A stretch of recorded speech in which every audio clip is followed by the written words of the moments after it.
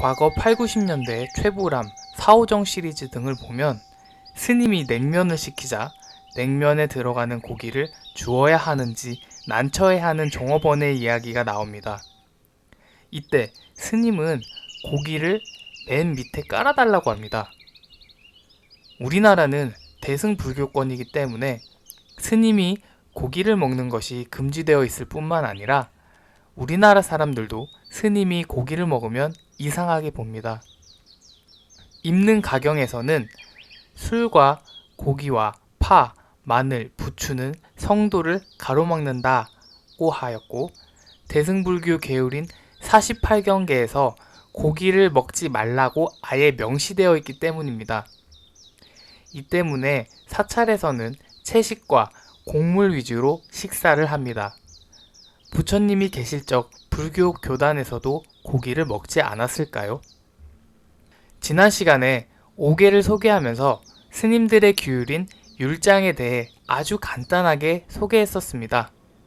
이 율장 중 빠찌띠아 빨리는 당시 일반 대중들의 음식으로 첫째 쌀, 둘째 볶은 쌀가루, 셋째 죽, 넷째 생선, 다섯째 고기가 기록되어 있으며 이는 부처님과 제자들에게 많이 공양된 음식입니다.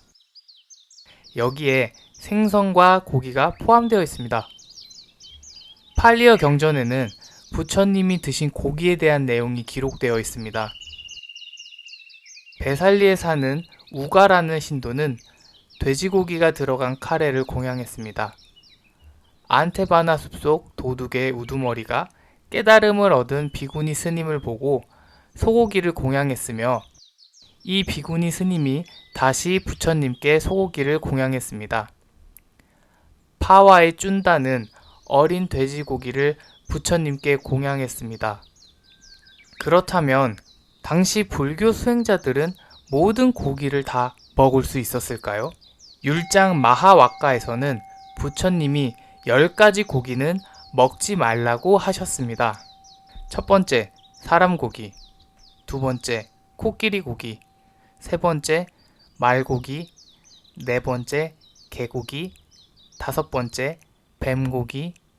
여섯 번째, 사자고기. 일곱 번째, 호랑이고기. 여덟 번째, 표범고기. 아홉 번째, 곰고기. 열 번째, 늑대 또는 하이에나 고기. 첫 번째 사람고기를 먹는 카니발리즘은 일부 극소수 문화권을 제외하면 항상 최악의 금기사항이었으니 당연한 것입니다. 신심이 깊은 신도가 아픈 스님을 위해 자신의 살을 베어 공양을 올린 적이 있었습니다. 이를 한 부처님은 사람의 고기를 먹는 것은 큰 죄이니 절대 먹으면 안 된다고 하셨고, 무슨 고기인지 모른 채 공양받은 음식의 경우 먹지 말라고 하셨습니다. 그렇다면 나머지 9가지 고기들은 왜 못 먹게 하셨을까요?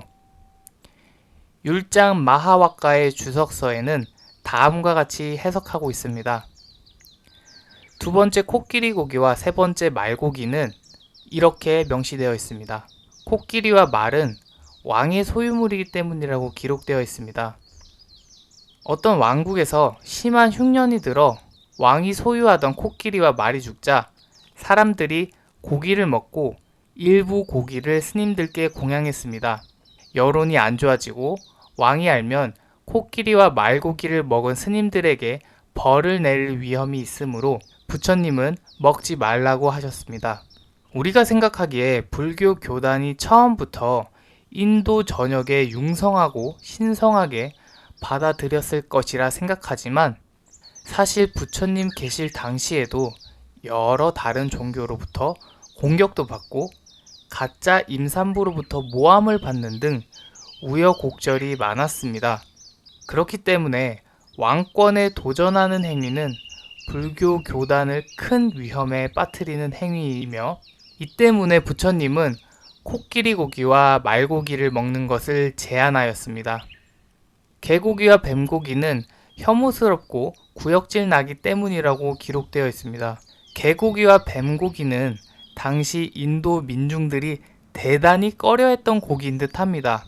당시 불교 교단도 이러한 분위기를 존중한 듯 합니다. 불교 교단은 청정한 수행을 하는 곳이기 때문에 화가 난 외부의 공격을 맞받아치는 대응을 하기 어려운 특성도 이러한 금기에 영향을 미쳤습니다. 다음, 사자, 호랑이, 표범, 곰, 하이에나 및 늑대고기는 사람에게 해코지하기 때문에 먹지 말아야 한다고 기록되어 있습니다.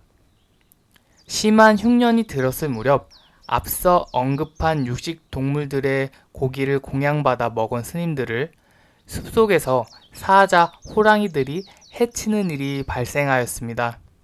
이를 알게 된 부처님은 사자, 호랑이, 표범, 곰, 하이에나 및 늑대 고기를 먹지 못하도록 하였습니다.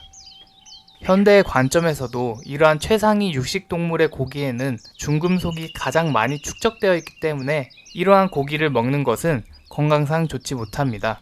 10가지 금지된 고기에 대한 기록을 종합해보면 금지된 고기들은 도덕적으로 심히 문제가 있거나 왕이나 여론, 짐승 등 외부로부터 해코지 받을 여지가 있는 고기들입니다.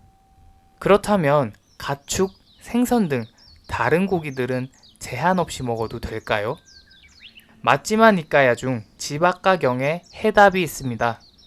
제가신도 지박가는 세존이시여, 저는 부처님께 공양하기 위해 살아있는 동물을 도축하는 사람들이 있는데 부처님은 그 사실을 알고도 먹는다고 들었습니다.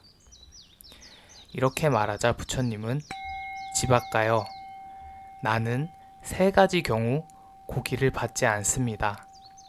즉, 공양 목적으로 도축이 보여진 것이고, 공양 목적으로 도축된 사실이 들려진 것이고, 공양 목적으로 도축된 사실이 추측된 경우입니다. 지박가여, 나는 이러한 3가지 경우 고기를 받지 않습니다. 라고 말씀하셨습니다.